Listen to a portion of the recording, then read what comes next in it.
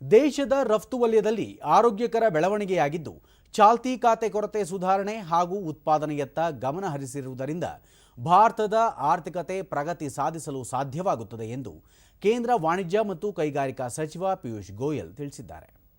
ಮುಂಬೈನಲ್ಲಿ ನಡೆದ ಕಾರ್ಯಕ್ರಮವೊಂದರಲ್ಲಿ ಅವರು ದೇಶದಲ್ಲಿ ರಫ್ತು ಪ್ರಮಾಣ ಹೆಚ್ಚಳವಾಗಿದ್ದು ಉತ್ಪಾದನೆಗೂ ಒತ್ತು ನೀಡಲಾಗಿದೆ. ಭಾರತದ ಸರಕು ಮತ್ತು ಸೇವೆಗಳ ರಫ್ತು ಪ್ರಸಕ್ತ ಹಣಕಾಸು ವರ್ಷದಲ್ಲಿ $800 ಬಿಲಿಯನ್ ದಾಟಲಿದೆ.